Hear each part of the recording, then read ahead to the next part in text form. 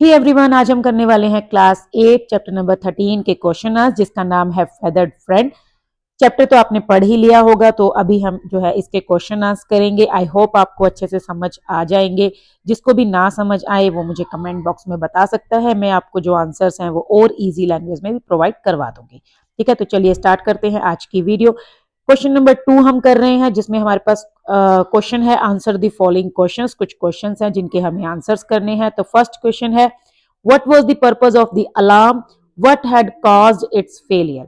ठीक है, मतलब जो स्पेस स्टेशन में जब स्वैन काम कर रहा था और नरेटर जो है वो हमें स्टोरी सुना रहा है, तो उसमें जो अलार्म था, जो एक अलार्म था जो कि वर्क नहीं कर रहा था, उसका पर्पस क्या था और वो फेल क्यों हो गया था, मतलब कि वो काम करना उसने स्टॉप क्यों कर दिया था। So the answer is, the purpose of the alarm was to warn the crew of low oxygen levels in space. ये जो अलार्म था वो किस लिए था? उसका काम था क्रू मेंबर्स को, जो भी उसके अंदर काम कर रहे थे, उनको वार्निंग देना। किस चीज से रिलेटेड वार्निंग? जब लो ऑक्सीजन लेवल्स हो जाए स्पेस में, मतलब जब स्पेस में जो हवा का मतलब एयर के अंदर जो ऑक्सीजन का लेवल है, अगर वो कम हो जाएगा जितना जरूरत है उससे, तो फिर वो वार्निंग देगा, वो अलार्म बजेगा और इससे पता चल जाएगा।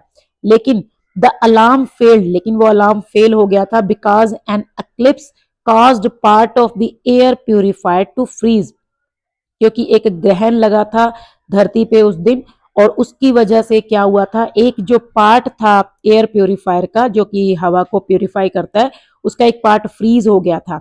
So the freezing prevented the air purifier from properly functioning. अब ये जो फ्रीज होने की वजह से जो एयर प्योरीफायर था उसका जो मतलब प्रॉपर फंक्शनिंग था वो प्रिवेंट हो गया था। प्रिवेंट मतलब रुक गया था। ठीक है, वो सही से काम नहीं कर रहा था, which in turn prevented the alarm from triggering. और अब इसी वजह से जो है अलार्म वो ट्रिगर नहीं हुआ और अलार्म जो है वो नहीं बजा, मतलब उसने काम नहीं किया। ठीक है, मतलब क्रू मेंबर्स को कोई वार्निंग नहीं मिली थी कि ऑक्सीजन लेवल जो है वो कम हो गया है। क्वेश्चन नंबर 2 है, how does the crew reaction to Claribel change over the course of the story. मतलब इस क्वेश्चन का मतलब है कि स्टार्टिंग में क्लैरिबल को लेकर सबकी क्या फीलिंग्स थी क्रू मेंबर्स की। ठीक है, ये जो क्रू है दैट मीन्स की जो सभी मेंबर्स थे काम करने वाले स्पेस स्टेशन में, स्वैन के साथ जो उसके साथी थे, सबकी बात कर रहा है। ठीक है, उनकी जो फीलिंग्स थी वो कैसे चेंज हुई थी over the course of the story, मतलब जैसे जैसे स्टोरी डेवलप हो रही है, स्टोरी आगे बढ़ रही है, तो उनकी फीलिंग्स कैसे चेंज हो रही है। So the cruise initial reaction, initial होता है मतलब इन द बिगिनिंग, स्टार्टिंग में क्रू का जो जो क्रू मेंबर्स थे उनका जो स्टार्टिंग का रिएक्शन था टू क्लैरिबल, क्लैरिबल के लिए, is one of the curiosity and perhaps even a bit of amusement. मतलब सबसे पहले तो वो काफी क्यूरियस हो रहे थे, हैरान हुए थे, है ना, कि ये कहां से आ गया। और उसको थोड़ा सा क्यूरियोसिटी होता है जब हम जानने की इच्छा रखते हैं, मतलब जिज्ञासा। दैट मीन्स कि वो उसको जानने की कोशिश कर रहे थे कि और ज्यादा उसके बारे में पता करें। एंड बिट ऑफ अम्यूजमेंट, और मजे ले रहे थे उसके, है ना, खुश होते थे उसके साथ।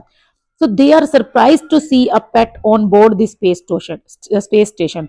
और इसके अलावा वो स्पेस स्टेशन में एक पेट को देखकर हैरान भी हुए थे कि ये कहां से आ गया, स्वैन इसको कैसे ले आया। हाउएवर, हालांकि एज द स्टोरी प्रोग्रेसेस, जैसे जैसे स्टोरी आगे बढ़ती है, their feelings towards Claribel evolve. Evolve का मतलब है धीरे धीरे डेवलप होना, मतलब उनकी जो फीलिंग्स हैं वो चेंज हो रही थी, धीरे धीरे और ज्यादा डेवलप हो रही थी। बिकमिंग वन ऑफ, और कैसी होती जा रही थी, वन ऑफ डीप कंसर्न। अब वो उसके लिए कंसर्न फील करने लग गए थे, मतलब उसकी फिक्र करने लग गए थे। एंड इवेंचुअली अफेक्शन, और उनके बीच में एक बॉन्ड ऑफ अफेक्शन, एक लव जो है वो बन गया था, मतलब वो भी क्लैरिबल को प्यार करने लग गए थे। This shift is largely due to Claribel's unexpected ability to alert the crew to a dangerous situation, saving their lives. और ये इसलिए भी हुआ था क्योंकि क्लैरिबल ने उनकी जान बचाई थी।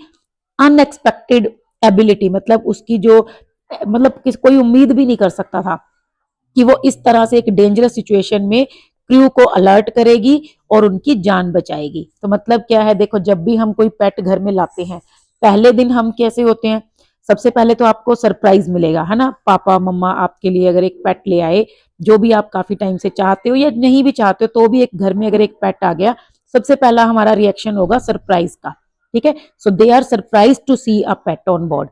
उसके बाद क्या होता है, उसके बाद हम क्यूरियस हो जाते हैं, मतलब उसके बारे में जानना चाहते हैं। अरे देखो देखो ये बैठ रहा है, अरे देखो इसने खाना खा लिया है ना, कैसे पानी पी रहा है। तो दैट मीन्स हमारे अंदर एक क्यूरियोसिटी होती है।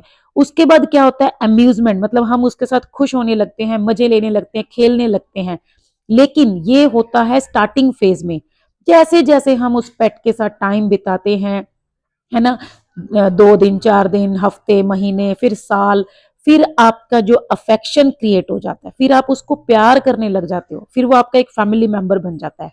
फिर हमें उसकी फिक्र भी होती है, आज उसने खाना नहीं खाया, है ना, पता नहीं वो ठीक है या नहीं, तो फिर हम ये सब चीजें सोचने लगते हैं। तो सेम जैसे हमारी फीलिंग्स डेवलप हो रही हैं, वैसे ही सेम क्रू मेंबर्स की क्लैरिबल के लिए डेवलप हुई। तो बस आपको वही चीज बतानी है। उसके बाद है question number 3, what does the last part of the story tell us about the significance of unusual ways of problem solving.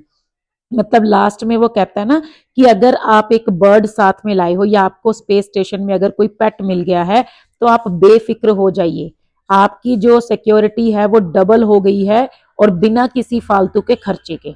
इसमें उसका कहने का मतलब क्या है, इसमें उसका कहने का ये मतलब है कि कभी कभी जो एनिमल्स होते हैं वो हमें किसी डिजास्टर के लिए पहले ही वार्निंग दे देते हैं, ठीक है, और उसका हमें कोई एक्स्ट्रा खर्चा नहीं पड़ता।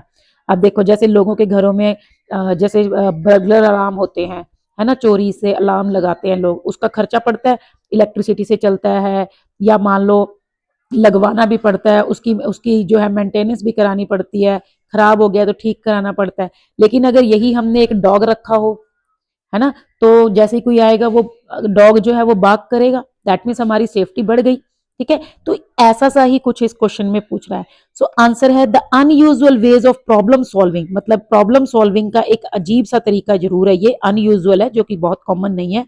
रिवॉल्व्स अराउंड, अब ये क्या बता रहा है, अ कैनरी बर्ड नेम्ड क्लैरिबल, मतलब ये एक कैनरी बर्ड की बात कर रहा है, क्लैरिबल जिसका नाम था। She detects air quality issue on a space station, उसने स्पेस स्टेशन में एयर क्वालिटी इशू को डिटेक्ट कर लिया था। मतलब जैसे ही ऑक्सीजन लेवल कम हुआ, साथ की साथ वो जो है बेहोश हो गई, मतलब उससे पता चल गया कि एयर में कोई प्रॉब्लम है। When she passes out due to poor air quality, जैसे ही हवा में हवा की जो क्वालिटी है वो थोड़ी पुअर हुई, ऑक्सीजन लेवल कम हुआ, वो बेहोश हो गई। The crew realises a malfunction in the air purifier has cause this problem. अब क्रू को इससे पता चल गया, आइडिया मिल गया कि एयर प्योरीफायर में कोई माल फंक्शनिंग हुई है, कोई प्रॉब्लम हुई है, जिससे ये प्रॉब्लम आई है। This shows reliance on a living organism to act as an early warning system. इससे हमें पता चलता है कि अगर हम एक लिविंग ऑर्गेनिज्म पे डिपेंड होते हैं, रिलायंस मतलब विश्वास करते हैं, उसको as a warning system use करते हैं for dangerous conditions, a method, तो मतलब ये एक सही मेथड रहेगा, इसकी इंपॉर्टेंस बता रहा है ये।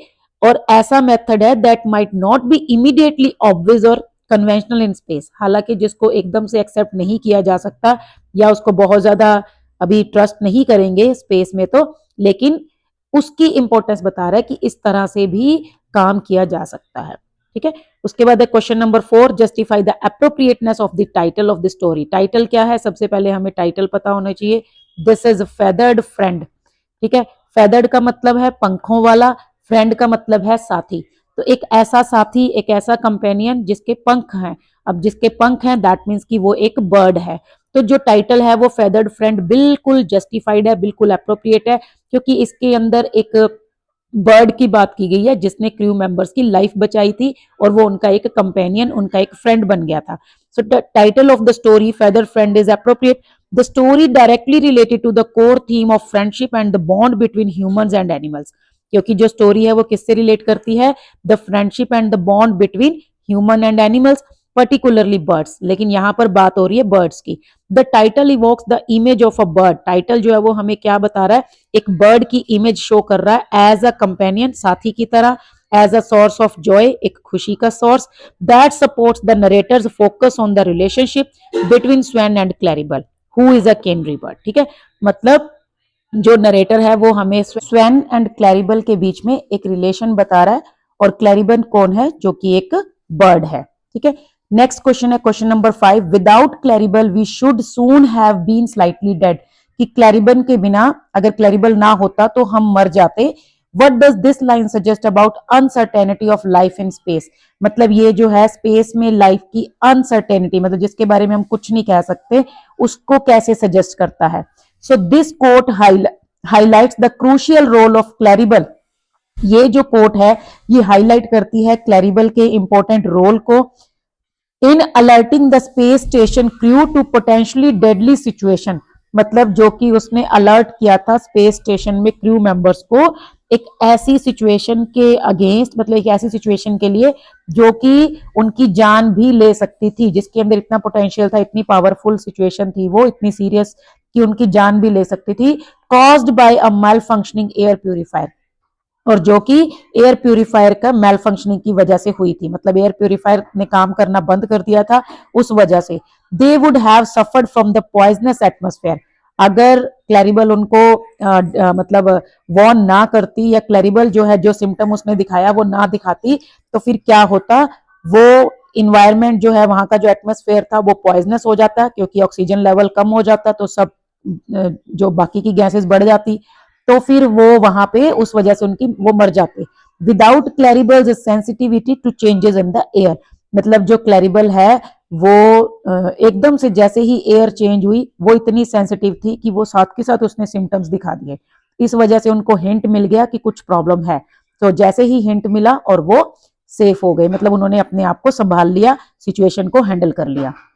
ऐसे ही जैसे डॉग्स को कहते हैं ना, अर्थक्वेक आता है तो उनको पहले पता चल जाता है, तो अगर कुछ डॉग्स जो हैं वो अनयूजुअल सिंबल से दिखाते हैं, सिम्टम दिखाते हैं, तो फिर लोग समझ जाते हैं कि कुछ प्रॉब्लम होने वाली है।